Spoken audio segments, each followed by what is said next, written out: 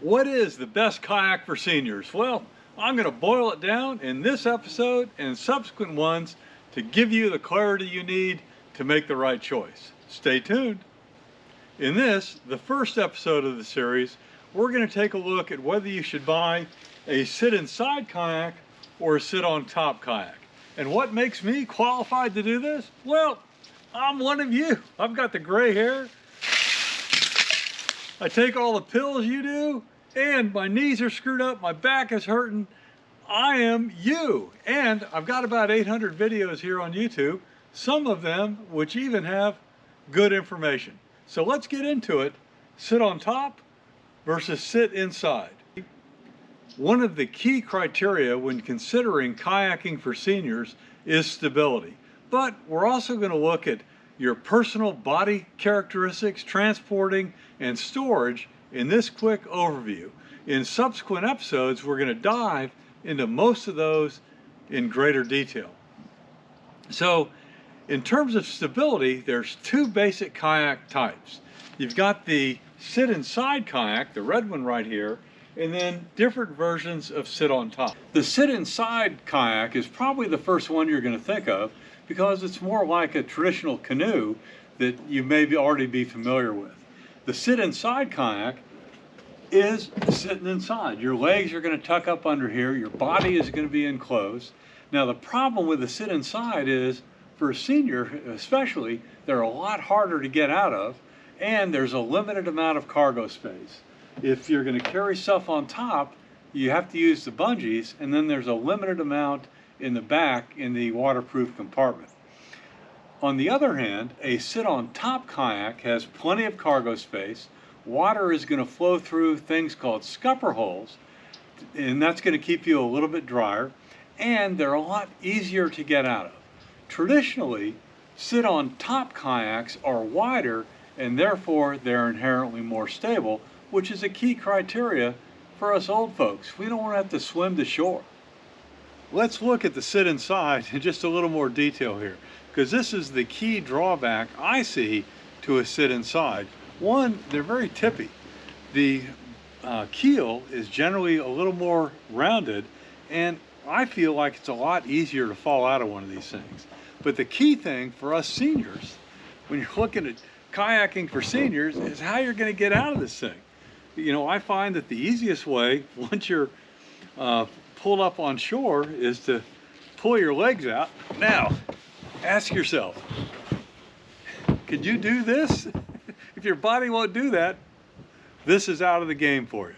Then you've got to swing your legs over the side, lift yourself up, and now you can get out. A lot harder than doing it on a sit-on-top kayak. Let me show you the difference. In a sit-on-top kayak, getting out is as easy as putting your legs over the side. Now, I think pretty much anyone with our old beat-up bodies can do that. On a kayak with a real seat, it's even easier. You don't even have to bend that much to get up.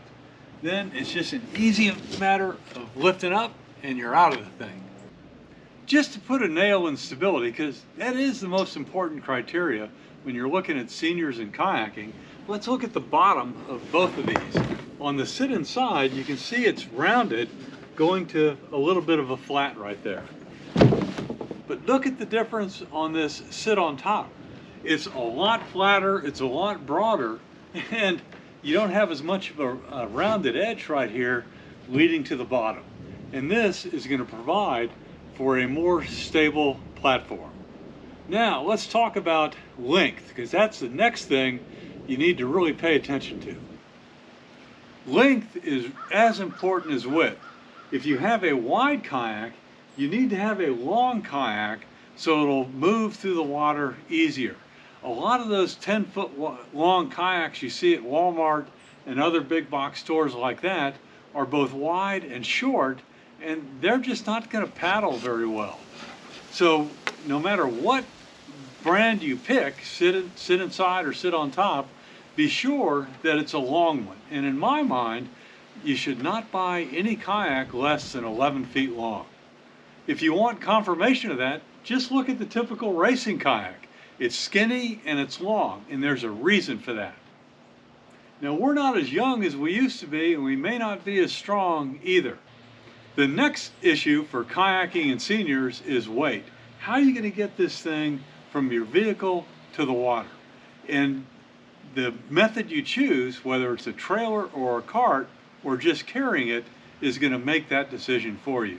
If you're going to use a trailer or a cart, then you can go with a real heavy kayak like I've got in the back. That thing weighs 120 pounds with a pedal drive installed.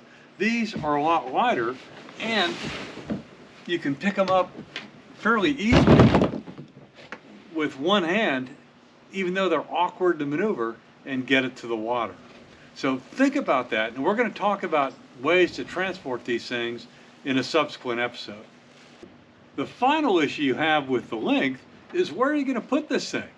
You know, are you going to hang it on the wall? You're going to hang it on the fence? You're going to keep it in a garage? And that may dictate the maximum length you can get. But the bottom line is, get a kayak that is long as you can, because it'll be better, it'll track better in the water, and it'll be more enjoyable for you. One more thing on weight, there are inflatable versions of sit inside and sit on top kayaks. Now, they are very light, but I don't think I'd want to trust my life to one of those. They claim that they've got different cells with different air pockets, and if one gets punctured, they'll still kind of float, but I'm not willing to risk that, and I recommend you don't either. Get yourself a kayak with a rigid hull. Let's move on to the different versions of sit on top. I hope I've talked you out of getting a sit inside kayak. I just don't think that these are the right type of kayak for a senior citizen. So let's get into the different types of sit on top. You've got the paddle version. This is a tandem right here. Obviously they come in single sole paddler as well. And then I've got my pedal kayak in the back. When you ask the question about what's the best kayak for seniors, and you come down to a sit on top kayak, then the issue becomes pedal right here versus paddle. And that leads to, how strong are your arms versus your legs? Your legs have a lot more muscle than your arms. So if you can deal with the weight of getting the heavier pedal kayak to the water, then that is the way to go.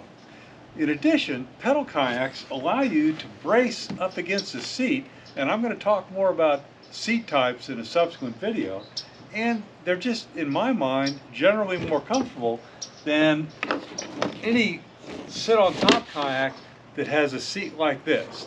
Because remember, when you're paddling, you form that box with your paddle, and then you're going to move your shoulders as opposed to your arms, depending on your paddle stroke, whether it's horizontal or vertical. I didn't want this overview to drag on, because I'm going to get into the individual components in subsequent videos, but I think I've given you enough here to kind of get the brain going and to think about things. Now, the one thing that I would absolutely suggest, no matter what kind of kayak you buy, whether it's a sit inside or sit on top, is get out there and use it on the water, particularly in the water where you're going to actually kayak, whether it's inshore, in the marshes, on lakes, on a river. You've got to see how that kayak performs and how you feel after using it for a couple hours before you can make the purchase decision. So many kayak stores have demo days where they'll let you take a boat out, and those usually occur in the spring. If you're buying a used kayak, which is again something I recommend, no need to pay full price for a kayak that's just as good as new. If the seller will let you take it out, then you need to do that. And then the last thing, if you don't have the capability to do that, well, then you need to look at a lot of reviews on YouTube and make a decision. I'll link up my favorite reviewer, Alex, at the end of this video, because he seems to have checked out every possible kayak that's made. If you have questions about what I've said so far, again, more episodes are coming, then throw them down below in the comments and I'll be happy to respond.